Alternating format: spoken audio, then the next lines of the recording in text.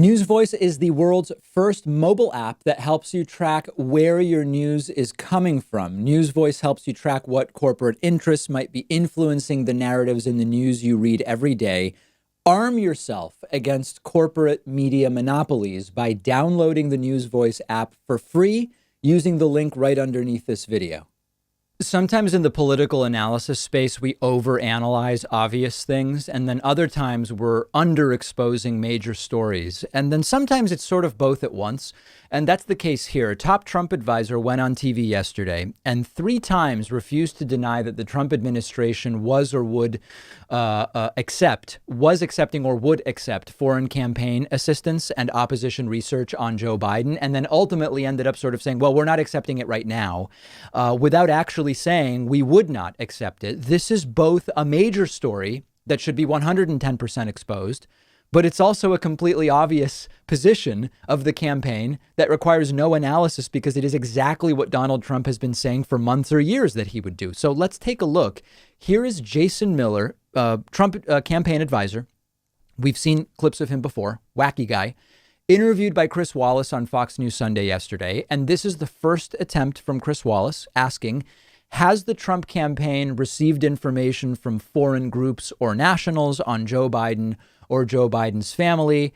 Will you accept it if it were to be offered? This is the first shot at getting an answer to the question. Can you state flatly that neither the Trump administration nor the Trump campaign has received any information from foreign groups, foreign nationals about either Joe Biden or his family? And can you state flatly that neither the administration nor the campaign will accept foreign assistance? Chris, that's a silly question. I mean, the folks who have actually taken foreign assistance were the Clinton campaign 4 years ago. I mean, that entire shady dossier they put together was from a British spy. No, we're going to go and beat Joe Biden fair and square here. Absolutely. But I think you should have asked the same question to two of his prospective running mates and Senator Duckworth and Karen Bass, because just as we saw 4 years ago, it was the Democrats who took foreign assistance.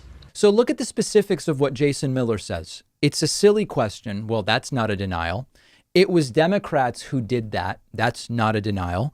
We're going to beat Joe Biden fair and square. Trump has already said he considers at least checking out foreign opposition research as being okay. So therefore, in their mind, it's arguably fair and square to do exactly what Chris Wallace is asking about. So Chris Wallace tries again. Here's a second time. But can you flatly state that the Trump campaign and the administration will not accept foreign assistance this time? Chris, I said that's an absolutely silly question. We're going to go and win this race fair and square. I'm just asking for an answer. Again, not a denial. This isn't that tough, right? Jason Miller says for a second time, that's a silly question. We're going to win fair and square. Trump believes it is fair to win with foreign opposition research. So Chris Wallace is right to be skeptical of the way that Jason Miller is answering these questions. Let's now back up a few seconds, and then we're going to hear the third attempt and the third sort of non-answer. We're going to go and win this race fair and square. I'm just asking for an answer. It's a yes or no question, Jason.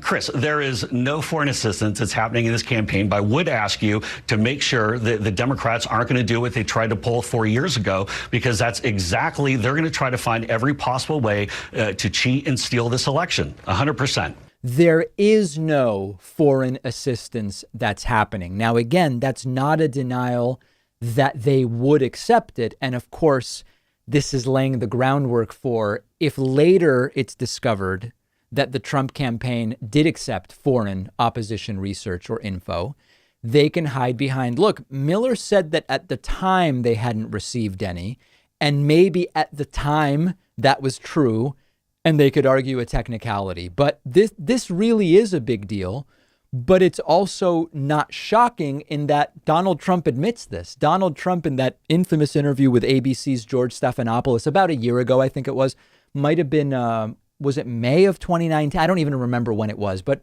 roughly in the last year or 15 months, Donald Trump said to George Stephanopoulos, yeah, I would look at stuff from Russia. I would look at stuff from China. Sure, why not? So Jason Miller can't really say no because Trump has already said yes publicly. That's the crazy part of it. His answer to, can you categorically and definitively say that you won't accept foreign help? It's not happening right now, and it's a silly question. Not particularly convincing. Now, also, there's this focus from them on Democrats doing it. That's a new talking point. You heard it used there by Jason Miller, asked about what the Trump campaign did, is, or will do, saying, well, it's Democrats who actually did it. You know, Christopher Steele, the dossier, blah, blah, blah, blah, blah. Democrats don't need foreign assistance for information on Donald Trump. Democrats don't even need really domestic assistance because Trump has done it all, anything and everything you can imagine in the light of day. And that's why I'm sort of both optimistic and preemptively depressed. If we can't beat Trump, given what he's done in the last 3.5 years, in a sense, the country deserves Trump for another 4 years. I mean, I don't know how to say it. If Trump cheats to win, right? If the will of the people actually is for Trump to be defeated and Trump cheats to win, that's different. But if in a fair and square election, this guy gets reelected, on balance, tens of millions of us, of course, don't agree with it. But on balance, don't we deserve another 4 years if after all this, we don't remove the guy? Something I've been thinking about.